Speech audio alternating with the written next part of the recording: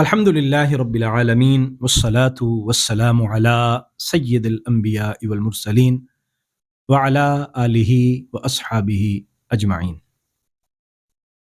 محترم و مکرم سامعین و ناظرین، خلاصہ تراویح کے 27ویں اور آخری سیشن کے ساتھ آپ کی خدمت میں حاضر ہوں۔ اللہ تعالیٰ کا بے پناہ شکر ہے کہ اس نے اپنے پاک کلام کو سمجھنے کی کوشش کرنے کی توفیق عطا فرمائے۔ یقیناً قرآن مجید کا علم ایک وسیع علم ہے۔ قرآن مجید ایک سمندر کی مانند ہے کہ جس میں جتنی غوطہ زنی کریں اتنے ہی موتی ہاتھ آتے ہیں، اور جب آدمی اگلے لمحے غوطہ کے لیے تیار ہوتا ہے تو نئے موتی اس کا استقبال کر رہے ہوتے ہیں، اور نئی معانی اور مفاہیم اس کو اپنا آپ بتانے کے لیے اور اپنے مطالب سے آگاہ کرنے کے لیے تیار ہوتے ہیں۔ یہ ایک کوشش ہے قرآن فہمی کی، یہ ایک کوشش ہے قرآن مجید کو اپنے سینے کے ساتھ لگانے کی، اور یہ ایک صحیح ہے اللہ تبارک و تعالیٰ کے پاک کلام کو سیکھنے کی، اور نبی رحمت صلی اللہ علیہ وسلم کی اس حدیث پر عمل کی کہ حضور نے فرمایا تھا تم میں سے بہترین وہ ہے جو قرآن سیکھے اور سکھائے۔ اللہ تبارک و تعالیٰ ہمیں قرآن کے ساتھ مضبوطی سے قائم رہنے کی توفیق عطا فرمائے۔ سورہ ضحیٰ آج کی ہماری پہلی سورت ہے، آخری آج کا ہمارا جو سیشن ہے اور منزل ہے اس کی پہلی سورہ ضحیٰ ہے۔ سورہ ضحیٰ وہ خوبصورت سورہ ہے جس میں نبی کریم صلی اللہ علیہ وسلم کے جمال کا بھی ذکر ہے اور حضور کے کمال کا بھی ذکر ہے۔ اللہ تبارک و تعالیٰ نے ضحیٰ کی چاش کے وقت کی قسم کھائی، اور بعض مفسرین فرماتے ہیں ضحیٰ سے مراد رسول خدا صلی اللہ علیہ وسلم کا رخ انور ہے، حضور کا چہرہ مبارک ہے جسے والضحیٰ کہا گیا، اور حضور کی زلف عنبری ہیں جسے واللیل کہا گیا۔ اور اصل میں یہ قسمیں کھا کے اللہ تبارک و تعالیٰ نے اپنے محبوب کے ساتھ تعلق کا ذکر کیا کہ میرے محبوب کے ساتھ میرا تعلق کیسا ہے۔ لوگ جو بھی کہتے رہیں کہ وہی میں تعطل آ گیا ہے تو اللہ نے ان کو چھوڑ دیا ہے، نہیں محبوب، نہ تو اللہ نے آپ کو چھوڑا اور نہ اللہ آپ سے ناراض ہوا۔ اللہ آپ کو کیسے بلا چھوڑے، آپ تو اس کا حسین شاہکار ہیں، اللہ آپ کو کیسے چھوڑے۔ اللہ تبارک و تعالیٰ نے تو آپ کو سارے کمالات عطا فرما کے بھیجے ہیں، کبھی اللہ بھی آپ کو چھوڑے گا؟ اللہ تبارک و تعالیٰ نے تو عالم ارواح میں نبیوں سے وعدہ لیا تھا کہ میں اپنا وہ محبوب تمہیں عطا کروں گا، اور میں تمہیں وہ اپنا پیارا حبیب بھیجوں گا، اور جب میں بھیجوں تو پھر تم نے اپنی نبوت کو معطل کر دینا ہے اور نبوت کو ختم کر کے پھر ان کی اتباع کرنی ہے اور پھر ان کی مدد اور نصرت کرنی ہے۔ عالم ارواح بھی نبیوں کا یہ اعلان تھا کہ ہم نے اقرار کیا اور ہم اس عظمت کو اور عظمت مصطفیٰ کو تسلیم کرتے ہیں اور سر تسلیم خم کرتے ہیں۔ بھلا اللہ بھی ایسے محبوب سے ناراض ہوگا؟ یقیناً نہیں ہوگا۔ اللہ تبارک و تعالیٰ تو اپنے محبوب کی رضا کے لیے فرماتا ہے محبوب آپ کو اتنا دوں گا کہ آپ راضی ہو جائیں گے۔ اور ہمارے کیسے لجپال آقا ہیں اور کیسے اللہ تبارک و تعالیٰ کے عظیم محبوب ہیں کہ وہ اس مقام محبوبیت پر بھی اپنی امت کو نہیں بھولتے۔ اللہ فرماتا ہے کہ میں محبوب اتنا دوں گا کہ تو راضی ہو جائے گا، اور محبوب فرماتے ہیں کہ میں پھر اپنی امت کی بخشش کروا کے ہی راضی ہوں گا، اس کے علاوہ راضی نہیں ہوں گا۔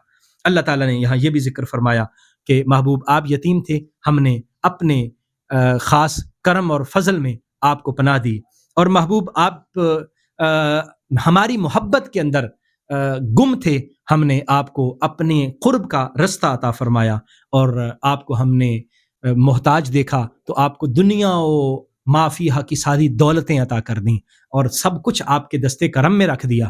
آپ کے پاس بس جو منگتا آتا ہے آپ اس کو خالی ہاتھ نہ لٹائیں، جو بھی مانگنے والا آتا ہے اس کی جھولیاں بھر بھر کے دے، اور بس اپنے رب کی نعمتوں کا شکریہ ادا کرتے ہوئے اس کا ذکر کریں اور اس کے چرچے کریں۔ سورہ علم نشرہ نبی کریم صلی اللہ علیہ وسلم کے سینہ مبارک کی وسعت کو بیان کرتی ہے اور بتاتی ہے کہ اس سینہ مبارک کو اللہ تعالیٰ نے وسعت عطا فرمائی، اور وہ سینہ جس کو وسعت اللہ نے دی ہوگی اس میں کتنی وسعت ہوگی نہ تو میں سمجھ سکتا ہوں نہ آپ سمجھ سکتے ہیں۔ وہ سینہ جس کو اللہ نے وسیع کیا ہے اس میں دنیا و آخرت کے علوم موجود ہیں، اس میں علم ما کان بھی ہے اور علم ما یکون بھی ہے، اس میں دنیا کا علم بھی ہے اور اس میں آخرت کا علم بھی موجود ہے، اس میں دنیا کی ساری معلومات بھی ہیں، اور اس میں آسمان و سدرۃ المنتہا اور سدرۃ المنتہا سے بھی آگے لامکاں کی ساری معلومات اس سینہ اقدس میں موجود ہیں۔ فرمایا محبوب بس آپ نے حوصلے کے ساتھ کافروں کی باتوں کو سن کر صبر کے ساتھ اور استقامت کے ساتھ چلنا ہے. مشکل کے ساتھ آسانی ہے، مشکل آتی ہے لیکن آسانیاں بھی آتی ہیں. ہم نے تو آپ کا ذکر خود بلند کیا ہے اور آپ کے چرچے ہم نے خود کیے ہیں. یہ آپ کا ذکر کسی بھی شخص کا محتاج نہیں، نہ کسی انسان کا محتاج ہے، نہ کسی فرشتے کا محتاج ہے. ہم نے آپ کا ذکر خود بلند کیا ہے، اور جس کا ذکر اللہ بلند کرتا ہے اس کا ذکر ماند کیسے پڑ سکتا ہے اور اس کا ذکر ختم کیسے ہو سکتا ہے؟ اس کے تو 4 دانگے عالم میں ڈنکے بجیں گے. اس کا تو ذکر دنیا کے کونے کونے میں ہوگا، نہ صرف دنیا کے کونے کونے میں بلکہ آسمان پر بھی ہوگا اور جنت میں بھی ہوگا، اور فرشتے بھی ذکر کریں گے، جن بھی ذکر کریں گے، انسان بھی ذکر کریں گے، بلکہ ساری کائنات ذکر کرے گی، کیونکہ ان کو تو رحمت للعالمین بنایا گیا. اور رحمت کا حصہ جس جس کو ملا وہ سارے شکر کی زبان لے کر اور زبان حال سے ان کی اس عظمت کو تسلیم کریں گے. سورہ 3 کے اندر اللہ تعالیٰ نے زیتون کی قسم کھائی، انجیر کی قسم کھائی، طور سینا کی قسم کھائی اور شہر مکہ کی قسم کھا کے فرمایا انسان ہم نے تجھے بہترین تخلیق میں پیدا کیا. تو جب تمہیں عظمت عطا کی ہے تو پھر تمہیں اس عظمت کا پاس بھی رکھنا ہے. جب اللہ نے تمہیں عظیم بنایا ہے تو پھر تمہیں خیال رکھنا چاہیے اس عظمت کو برقرار رکھنے کے لیے اللہ کی بندگی کرنی ہے، شیطان کی بات نہیں ماننی، کیونکہ عظمت اللہ نے دی ہے تو اس کے برقرار رکھنے سے ہی عظمت برقرار رکھی جائے گی. شیطان کے چکر میں پھنس کے وہ عظمت تمہارے ہاتھ سے چھین لی جائے گی. سورہ علق، اس کی ابتدائی آیات وہ پہلی وحی ہیں جو غار حرا میں نبی کریم صلی اللہ علیہ وسلم پر نازل ہوئی. اقرأ بسم ربک الذی خلق. یہ وہ پہلی وحی ہمیں بتاتی ہے کہ اللہ کا کلام پہلی وحی تھا پڑھ. تو گویا علم کا یہ جو پہلی وحی کی صورت میں ہمیں سبق دیا گیا، یہ اس بات کی طرف متوجہ کرتا ہے کہ علم انسان کا امتیاز ہے. حضرت آدم علیہ السلام کو جب اللہ تعالیٰ نے فرشتوں پر فوقیت عطا فرمائی اور فرشتوں کو حکم ہوا تھا کہ سجدہ کرو، تو فرشتوں کے ذہن میں بھی ایک سوال تھا کہ یہ آدم کی اتنی عظمت کیسے ہے؟ تو اللہ تعالیٰ نے اس وقت فرمایا تھا فرشتوں بتاؤ ان چیزوں کے مجھے نام بتاؤ. فرشتوں نے معذرت کر لی تھی کہ ہمیں نہیں پتا. تو حضرت آدم کو کہا گیا تھا آدم آپ بتاؤ. حضرت آدم نے بتا دیا. تو فرشتے کہنے لگے مالک یہ تو علم ہمارے پاس نہیں، ہمارے پاس تو وہی تھا جو تو نے دیا تھا. لیکن آدم علیہ السلام کا علم فرشتوں سے زیادہ تھا، تو اس علم کی بنا پر اللہ تعالیٰ نے آدم کو فوقیت دی علیہ السلام، اور اولاد آدم کی فوقیت بھی علم کی بنیاد پر ہوگی. آج ہمیں یہ سمجھنا ہے کہ علم اور علم کے تمام شعبے، تمام سائنسز کے اندر ہمیں آگے بڑھنا ہے، علم حاصل کرنا ہے. اور اللہ تبارک و تعالیٰ نے جو آدم کو فوقیت دی تھی، آج اولاد آدم کی فوقیت بھی علم کے پاس ہے. تو ہمیں وہ علم حاصل کر کے آج دنیا میں امتیازی مقام حاصل کرنا ہے. سورہ علق کے اندر ان کفار کا بھی ذکر ہوا جو نبی کریم صلی اللہ علیہ وسلم کو دھمکیاں دیتے تھے اور حضور علیہ الصلاۃ والسلام کو پریشان کرتے تھے. اللہ تبارک و تعالیٰ نے فرمایا کہ یہ بھی نہیں رہیں گے اور ان کا بھی اختتام ہو جائے گا. سورہ قدر میں اس عظمت کا ذکر ہے. قرآن مجید جس خاص رات نازل ہوا اور وہ لیلۃ القدر ہے، اور یہ رمضان کے جس عشرے سے ہم گزر رہے ہیں اس کی طاق راتیں لیلۃ القدر کی راتیں.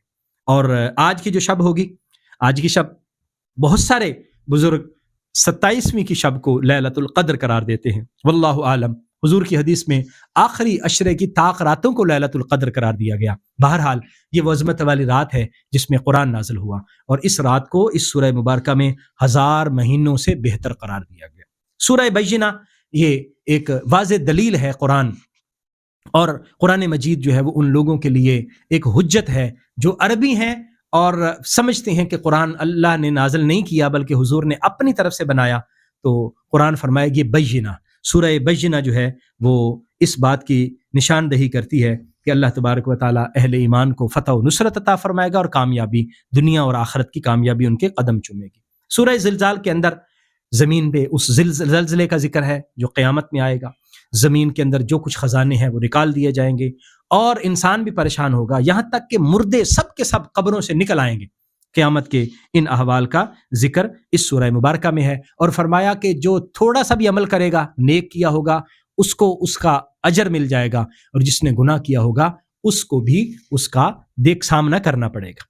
سورہ عادیات، سورہ عادیات کے اندر ایک خصوصی انسان کو بات بتائی گئی، وہ مال کے ساتھ انسان کی محبت ہے. محبت مال انسان کو بہت زیادہ ہے. فرمایا کہ انسان مال کی محبت میں اتنا زیادہ آگے چلا جاتا ہے کہ اللہ کی پناہ. اور اس کو قبر یاد نہیں ہے، قبر سے تو اٹھنا ہی ہے۔ سورہ قاریہ یہ قیامت کی ہولناکی کو بیان کر رہی ہے کہ کس طرح قیامت آئے گی۔ اس دن لوگ جو ہے وہ ایسے اڑ رہے ہوں گے جیسے پتنگے اڑ رہے ہیں، اور پہاڑ جو ہے وہ روئی کی طرح اڑ رہے ہوں گے۔ اس دن وہ کامیاب ہوگا جس کے نیک اعمال وزنی ہوں گے، اور جن کے نیک اعمال ہلکے ہوں گے اور برے اعمال وزنی ہوں گے وہ اللہ تبارک و تعالیٰ کے غضب کا شکار ہوں گے اور ان کو رسوائی کا سامنا کرنا پڑے گا۔ سورہ تکاثر میں ان لوگوں کا ذکر ہے جو حلال اور حرام کی تمیز کیے بغیر مال کو بس جمع کر رہے ہیں۔ یہ مال کہاں سے آ رہا ہے کوئی فرق نہیں ہے، بس مال آنا چاہیے۔ فرمایا آج تو تم کثرت کے ساتھ جمع کر رہے ہو اور مال کو گن گن کر رکھ رہے ہو۔ یہی سورہ تکاثر کے اندر، یہی سورہ ہمزہ کے اندر مال کو اکٹھا کرنا اور گننا، فرمایا یہ تمہارے کام نہیں آئے گا، نیک اعمال کام آئیں گے، یہ حلال اور حرام کا مال کام نہیں آئے گا۔ ہاں، حلال طریقے سے جو مال کمایا ہوگا وہ انسان اپنی ذات پہ خرچ کرے، اپنے اولاد پہ، اہل خانہ پہ خرچ کرے، وہ اس کے لیے فائدہ بخش ہوگا۔ سورہ عصر انسان کو بتاتی ہے کہ سارے انسان خسارے اور گھاٹے میں ہیں۔ انسان خسارے اور گھاٹے سے کب نکل سکتا ہے؟ اس کے لیے 4 چیزیں بتائی گئی ہیں۔ ایمان لے آئے، نیک عمل کرے اور حق بات کی تلقین کرے اور صبر پر کاربند رہے، صبر کی نصیحت کرتا رہے، تو انسان خسارے سے نکل سکتا ہے۔ سورہ فیل کے اندر ان لوگوں کا ذکر ہے جنہوں نے ہاتھیوں پر بیٹھ کر تکبر اور غرور کرتے ہوئے مکہ پر حملہ کیا تھا، اور ان کا خاتمہ ابابیل چھوٹے چھوٹے پرندوں کے ذریعے کروایا گیا۔ ابرہا جو ہاتھیوں کا لشکر لے کر مکہ کے اوپر چڑھ دوڑا تھا اور اس کا خیال تھا کہ میں خانہ کعبہ کو گرا دوں گا اور مکہ کی اینٹ سے اینٹ بجا دوں گا، چھوٹے چھوٹے ابابیل پرندوں نے اس کا اور اس کے لشکر کا کام تمام کر دیا، اور ان کو عبرت ناک سزا ملی، اور بتایا گیا کہ یہ تمہارے ہاتھ میں کچھ بھی نہیں ہے، اصل اختیار اللہ تبارک و تعالیٰ کے پاس ہے۔ سورہ قریش کا ذکر ہے، اور ان کے جو سردی اور گرمی کے جو سفر تھے تجارت کے، ان کا ذکر ہے کہ اللہ نے ان کے ذریعے ان کو رزق عطا فرمایا۔ سورہ ماعون کے اندر اس انسان کو خاص طور پر جوڑا گیا جو قیامت کے احوال کا انکار کرتا ہے اور قیامت کا انکار کرتا ہے، اور یہاں اس نمازی کی ہلاکت کا ذکر کیا گیا جو نماز باقاعدہ ادا نہیں کرتا، اور جو یتیم اور مسکین کی بھی مدد نہیں کرتا، لوگوں کو بھی تلقین نہیں کرتا، اور جو استعمال کی چیزیں معمولی چیزیں بھی نہیں دیتا۔ سورہ کوثر نبی کریم صلی اللہ علیہ وآلہ وسلم کی عظمت و شان کو بیان کرتی ہے اور بتاتی ہے کہ اللہ تعالیٰ نے ہر چیز کی کثرت نبی کریم صلی اللہ علیہ وسلم کو عطا فرمائی، اور خیر کثیر اور حوض کوثر نبی کریم صلی اللہ علیہ وآلہ وسلم کو اللہ تعالیٰ نے عطا فرمایا، ان کو وہ بلند شان اور مقام عطا فرمایا۔ کافرون کے اندر کافروں کو یہ نصیحت کی گئی ہے کہ اگر یہ بات نہیں مانتے تو محبوب آپ ان سے کنارہ کش ہو جائیے، ان کو کہے تمہارا اپنا کام ہے، تم اپنے کرتے رہو، ہم اپنا کام کرتے رہیں، ہم اپنے دین پر کاربند ہے، تم اپنے دین پر، لیکن قیامت کو یاد رکھنا کہ تمہیں سخت نقصان اٹھانا پڑے گا۔ سورہ نصر میں نبی کریم صلی اللہ علیہ وسلم پر جو اللہ تعالیٰ نے خاص انعام فرمایا، اور جوک در جوک لوگ اسلام میں داخل ہو، پورے کا پورا قبیلہ آتا، فوج کی فوج آتی اور حضور علیہ الصلوۃ والسلام کی بارگاہ میں آ کر بیعت کرتی اور اسلام میں داخل ہو جاتی۔ ان کا ذکر ہے، نبی کریم صلی اللہ علیہ وسلم کو فرمایا گیا محبوب یہ عظیم فتح آپ کو نصیب ہو گئی، فتح مکہ کی صورت میں، دیگر فتوحات بھی آپ کو عطا ہو گئی، اب لوگ جوک در جوک اسلام میں آ رہے ہیں، آپ اللہ کی تسبیح کریں اور اللہ کی حمد و ثنا کریں۔ سورہ تبت یدا، سورہ لہب جس کو کہا جاتا ہے، اس میں ابو لہب جو حضور کا چچا تھا اس کا ذکر ہے، لیکن اس بد نصیب کا ذکر بھی اسی اللہ تبارک و تعالیٰ کے مبغوض بندوں میں ہے کہ جنہوں نے مغضوب بندوں میں جن پر اللہ تعالیٰ کا غضب ہوا اور اللہ تبارک و تعالیٰ کے وہ عذاب کے مستحق بنے۔ اور اس کی بیوی کا بھی یہاں ذکر ہے کہ جو حضور صلی اللہ علیہ وسلم کے رستے میں کانٹے بچاتی تھی، فرمایا یہ ذلیل اور رسوا ہوئے، دنیا میں بھی اور آخرت میں بھی یہی حال ہوگا۔ سورہ توحید سورہ اخلاص ہے جس میں اللہ تبارک و تعالیٰ کی وحدانیت کا ہم اعلان کرتے ہیں اور یہ ذکر کرتے ہیں کہ اللہ تبارک و تعالیٰ وحدہ لا شریک ہے، نہ وہ پیدا ہوا ہے نہ اس سے کوئی پیدا ہوا ہے، اس کا کوئی ہمسر نہیں، اس کے کوئی مد مقابل نہیں ہے، وہ تنہا ہے۔ سورہ فلق اللہ تبارک و تعالیٰ کی پناہ میں آنے کی دعوت دیتی ہے کہ ہم اس رب سے پناہ مانگیں جس نے کائنات کو پیدا کیا، جس نے سورج کو پیدا کیا، اور ہر کائنات کی ہر چیز کے شر سے ہم اللہ تبارک و تعالیٰ کی پناہ میں آنے کے لیے گزارش کریں۔ ایسے لوگ بھی ہیں جو رات کے اندھیرے میں نقصان پہنچاتی ہیں، ایسی چیزیں ہیں جو رات کے اندھیرے میں نقصان پہنچاتی ہیں، اس سے پناہ مانگے. اور وہ ایسے بد نصیب لوگ جو جادو کرتے ہیں اور گرہوں پر پھونکے مار مار کر لوگوں کی قسمتوں کو بند کرنے کی کوشش کرتے ہیں، ایسے جادوگروں سے پناہ مانگے. جب ہم اللہ کی پناہ میں آئیں گے، کسی کا کوئی جادو نہ اثر کر سکتا ہے اور نہ ہی کسی کی کوئی شرارت اثر کر سکتی ہے. حاسدین کے حسد سے پناہ مانگنے کی یہاں تلقین کی گئی. اسی طرح سورہ ناس میں اللہ تبارک و تعالیٰ کی پناہ میں آنے کی تلقین کی گئی لوگوں کے شر سے، اور وہ جو شیطان ہے ہمارے دل میں وسوسے ڈالتا ہے اس کے شر سے، اور وہ لوگ ہوں یا جن ہوں، ان ساری چیزوں کے شر سے جو انسان کو اللہ سے دور کرتی ہیں، ہمیں پناہ مانگنے کی تلقین کی گئی ہے. سورہ ناس آخری سورہ مبارکہ ہے، اور یہ جو آخری 3 صورتیں ہیں، سورہ اخلاص، سورہ فلق اور سورہ ناس، اس کو ہم اپنا وظیفہ بنا لیں. روزانہ کی بنیاد پر نبی کریم صلی اللہ علیہ وسلم بھی خود بھی دم فرماتے تھے اور حضرت امام حسن اور حسین کو دم فرمایا کرتے تھے. ہم اس کو بطور ان کو چونکہ معوذتین کہا جاتا ہے، یعنی پناہ میں آنے والی صورتیں جن کی پناہ میں آ جاتے ہیں، تو ہم سورہ فلق اور سورہ ناس ان کو معوذتین کہا جاتا ہے، اور سورہ اخلاص کو بھی شامل کر لیا جائے. انسان اس کو پڑھے، اللہ تبارک و تعالیٰ کی رحمتوں کے حصار میں اور اللہ تعالیٰ کی پناہ میں آدمی آ جاتا ہے، اور جو اللہ کی پناہ میں آتا ہے کائنات کی کوئی چیز بھی اس کو نقصان نہیں پہنچا سکتی. الحمدللہ ہمارا قرآن مجید کا جو خلاصہ تراویح کا سلسلہ تھا آج اختتام پذیر ہوا. اللہ تعالیٰ سے دعا کرتے ہیں اللہ تعالیٰ ہمیں قرآن کو سمجھنے کی توفیق عطا فرمائے، اور جو کچھ ہم نے ان ماہ مبارک کے ایام میں سیکھنے کی کوشش کی، ان پاکیزہ ایام کے اندر سمجھنے کی کوشش کی، اللہ تعالیٰ اس کو ہمیں یاد رکھنے کی اور مزید ہمیں سیکھنے کی توفیق عطا فرمائے. قرآن کے ساتھ اپنا تعلق دائمی جوڑ لیجئے. قرآن کی ایک آیت کو بھی اگر ہم روزانہ سیکھ لیں گے تو انشاءاللہ ہم ان نیک لوگوں میں شامل ہوں گے جن کو اللہ پسند کرتا ہے. اور خیرکم من تعلم القرآن وعلمہ، تم میں سے بہترین وہ ہے جو قرآن سیکھے اور سکھائے. اگر ہم ان لوگوں کی فہرست میں آ جاتے ہیں جن کو اللہ تعالیٰ نے خیرکم کہا، رسول اللہ صلی اللہ علیہ وسلم نے فرمایا بہترین وہ ہے جو قرآن سیکھے اور سکھائے، تو اگر ہم ایسے لوگوں میں شامل ہو جائیں تو سمجھے کہ ہماری قسمت سنور گئی، دنیا بھی بہتر ہوگی، آخرت بھی بہتر ہوگی. میں آپ تمام احباب کا شکر گزار ہوں کہ آپ نے میرے ان دروس کو سنا، حوصلے کے پیغام دیے، اور آپ لوگوں نے میری ہمت افزائی کی، حوصلہ افزائی کی. اگر کہیں غلطی ہو گئی ہو، الفاظ درست نہ ادا کر سکا ہوں، میں اللہ تعالیٰ سے معافی مانگتا ہوں، آپ دوستوں سے معذرت کرتا ہوں. اللہ تعالیٰ میری زبان کی لکنت کو دور فرمائے. رب اشرح لی صدری ویسر لی امری واحلل عقدۃ من لسانی یفقہوا قولی. اللہ تعالیٰ سے دعا ہے وہ میری خطاؤں کو معاف فرمائے، میری غلطیوں سے درگزر فرمائے، اور مجھے قرآن سے ہمیشہ کا دائمی تعلق قائم رکھنے کی توفیق عطا فرمائے.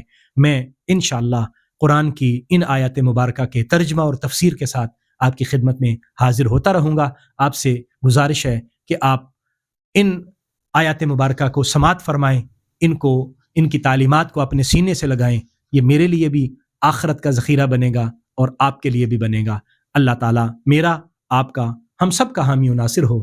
بہت شکریہ. جزاکم اللہ خیرہ. السلام علیکم ورحمۃ اللہ وبرکاتہ.